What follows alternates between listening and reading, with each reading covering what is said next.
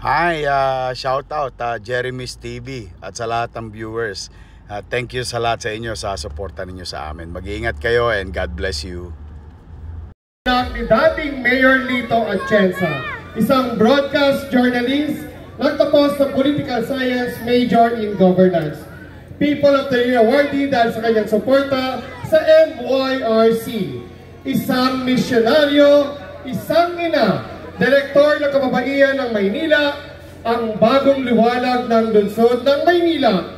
Number 1 sa balota, Tambunting! Palakpakan po natin, Vice Mayor Ching Atienza!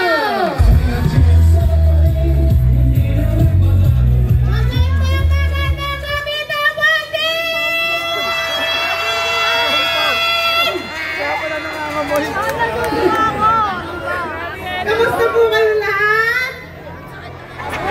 Masaya kaming makasama kayo ngayong gabi. Uwi mo na! Pero alam niyo, gusto ko pong magpasalamat sa inyo. Dahil alam ko, marami sa inyo sinamahan kami sa aming paglalakbay hanggang sa gabing ito. 2 araw na lang. At ang aming mga lolo at lola, pag kayo'y pumunta sa mga health centers, aalagaan na kayo at siksik-liglig na ang gamot at mabubuhay na kayo. Para sa ating mga kapatid na may kapansanan, 2 araw na lang at magiging sensitibo na ang gobyerno sa inyong pangangailangan. 2 araw na lang! Yan!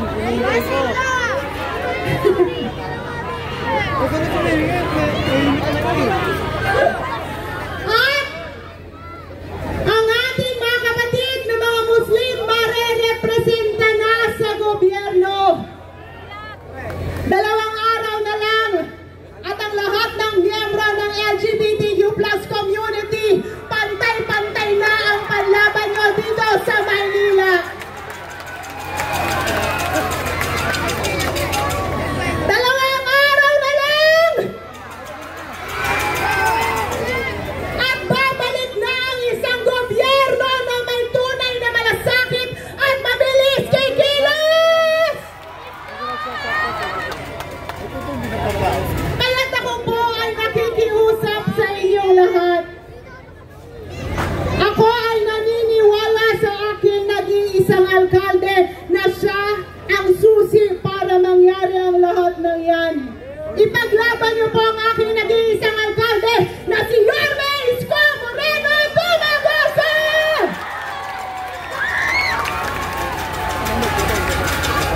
At dahil ang trabaho po ng vice alkalde ay maging presiding officer, kailangan ko po ng mga kaalyadong konsehal. Kaya't ako po ay nakikiusap. Sana tulungan niyo po ang lahat ng mga konsehal namin under your strength!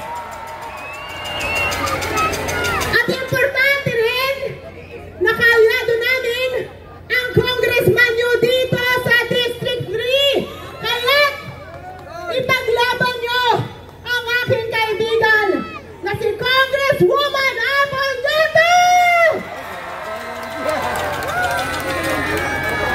At ako po si Ching Atienza, ang vice-alcalde ni Yorme Isko Moreno Dumagoso, at nakakaasa po kayo na susuportahan ko ng buong-buo si Yorme Isko Moreno Dumagoso!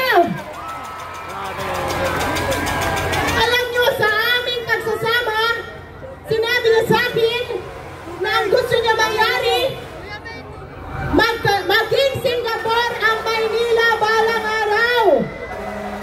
At alam ko, kung sama-sama tayo, kakayanin natin itaas ang antas ng pamumuhay ng mga Manileño dito sa Maynila. Kaya Tambunting! Kaya nyo bang gawing 8-0 dito sa inyong distrito? Then konting tulog na lang at susuporta po importante po para sa akin na ibalik ang pag-asa sa inyong mga puso. Dahil ito po ang huling araw ng kampanya, gusto ko lang malaman ninyong lahat na ang bawat entablado ng aking tinayuan, ang gusto ko lang iparating sa inyong lahat, mahalaga ang buhay ninyo. Mahalaga kayo. Kung ano man ang mga problemang iniinda nyo ng ilang taon, 2 araw na lang at maaari nyo nang gamitin ito para marinig ang boses ninyo.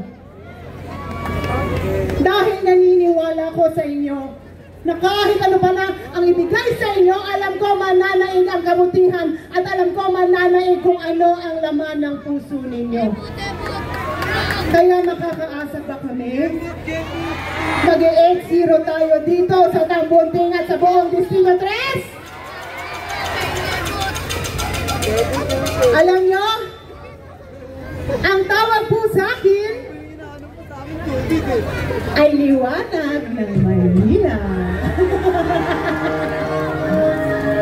Dahil sa totoo lang, gusto kong maging simbolo ng pag-asa sa inyo. Na meron ng isang gobyerno na paparating, isang gobyerno na nakikita ang problema nyo, isang gobyerno na marunong makinig, at isang gobyerno Woman Apple Neto, ipaglaban nyo po ang aming mga magagaling na mga konsehal at sana ipaglaban nyo rin po ako. Ako po si Chia Tienza, ang vice-alcalde ni Yorme, at mahal na mahal ko kayo. Pagkatapos po ng gabing ito, iuwi nyo sa inyong mga bahay, mahalaga kayo. At meron ng isang gobyerno na malapit nang dumating na aalalay sa buhay nyo. Mahal na mahal ko po kayo lahat.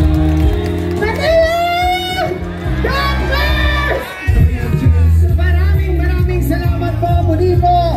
Woman Apple Neto, ipaglaban nyo po ang aming mga magagaling na mga konsehal at sana ipaglaban nyo rin po ako. Ako po si Chia Tienza, ang vice-alcalde ni Yorme, at mahal na mahal ko kayo. Pagkatapos po ng gabing ito, iuwi nyo sa inyong mga bahay, mahalaga kayo. At meron ng isang gobyerno na malapit nang dumating na aalalay sa buhay nyo. Mahal na mahal